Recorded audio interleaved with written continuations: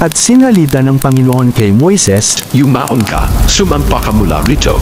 Ikaw at ang bayan na iyong isinampa mula sa lupain ng Ehipto.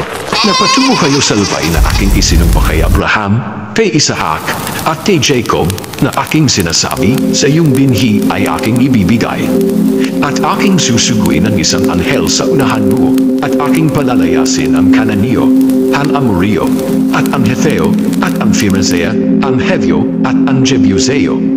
Sa isang lupain binubukalan ng gatas at pulot, sapagkat hindi ako sasampa sa gitna mo, sapagkat ikaw ay bayang may matigas na ulo, baka ikaw ay aking lipurin sa daan. At nang marinig ng bayan ang masasamang balitang ito, ay nanangis sila, at walang taong nagsuot ng kanyang mga pahiyas. At sinabi ng Panginoon kay Moises, Sabihin mo sa mga anak ni Israel, kayo isang bayang may matigas na ulo. Kung ako'y samampa sa gitna mo na sandali, ay lilipurin kita, kaya't ngayon alisin mo ang iyong mga pahiyas sa iyo upang aking maalaman kung anong aking gagawin sa iyo. At ang mga anak ni Israel ay naghubad ng kanilang mga pahiyas mula sa bundok ng Horeb.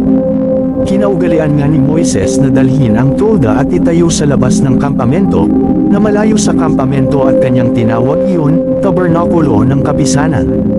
At nangyari na bawat magsiyasat sa Panginoon ay lumalabas na pumaparoon sa Tabernakulo ng Kapisanan, na nasa labas ng kampamento. At nangyari, pagka si Moises ay lumalabas na napasa sa tolda, na ang buong bayan ay bumabangon at tumatayo, bawat lalaki sa pintuan ng kanyang tolda, at pinanunood si Moises hanggang sa makapasok sa tolda. At nangyari, pagka si Moises ay pumapasok sa tolda ay bumababa ang haliging ulap at tumitigil sa pintuan ng tolda. Ang Panginoon ay nakikipagsalitaan kay Moises. At nakikita ng buong bayan ang haliging ulap at tumitigil sa pintuan ng tolda, at ang buong bayan ay tumitindig at sumasamba, na bawat isa ay sa tabi ng pintuan ng kanyang tolda. At nakikipagsalitaan ang Panginoon kay Moises ng mukhaan, gaya ng isang taong nakikipagsalitaan sa kanyang kaibigan. At siya'y bumabalik uli sa kampamento, datapwat ang kanyang tagapangasiwang si Josue, na anak ni Nun, na may kabataan pa, ay hindi umaalis sa tolda. At sinabi ni Moises sa Panginoon, Tingnan mo, iyong sinasabi sa akin, isampa mo ang bayang ito, at hindi mo ipinakilala sa akin kung sino yung susuguin mo na kasama ko. Gayon na iyong sinabi, aking nakikilala ka sa pangalan, at ikaw rin naman ay nakasumpong ng biyaya sa aking paningin. Ngayon na, isinasama ko sa iyo, na kung ako'y nakasumpong ng biyaya sa iyong paningin, ay ituro mo sa akin na yun ang iyong mga daan, upang ikaw ay aking makilala, na ano pat ako'y makasumpong ng biyaya sa iyong paningin, at akalain mo, na ang bansang ito ay iyong bayan. At kanyang sinabi, Ako isa sa iyo, at ikaw ay aking bibigyan ng kapahinahan. At sinabi niya sa kanya, Kung ikaw ay hindi sa akin ay huwag mo na kaming pasampahin mula rito. Sapagkat saan ngayon makikilala na ako ay nakasumpong ng biyaya sa iyong paningin, ako at ang iyong bayan? Hindi ba dahil sa ikaw ay lumalakad na kasama namin upang kami ay maging bukod, ako at ang iyong bayan, sa lahat ng bayan na nasa balat ng lupa?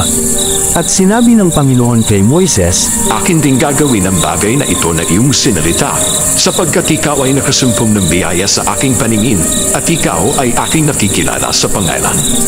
At sinabi ni Moises, Ipakita mo sa akin, idinadalangin ko sa iyo, ang iyong kaluwalhatian. At kanyang sinabi, Aking papanyayarihin ang aking buong kabutihan sa harap mo, at aking itatanyag ang pangalan ng Panginoon sa harap mo, at ako'y magkakaloob ng biyaya sa kanino man aking ibig pagkalooban, at ako'y magmamaawain sa kanino man aking ibig gawan. Hindi mo makikita ang aking mukha, sapagkat hindi maaaring makita ako ng tao at mabuhay. Narito, may isang dako sa tabi ko, at ikaw ay tatayo sa ibabaw ng batong yan. At mangyayari na samantalang ang aking kaluwalhatian ay dumadaan, na aking nilalabay ka sa isang bitak ng bato, at tatapan kita ng aking kamay hanggang sa ako'y makaraan.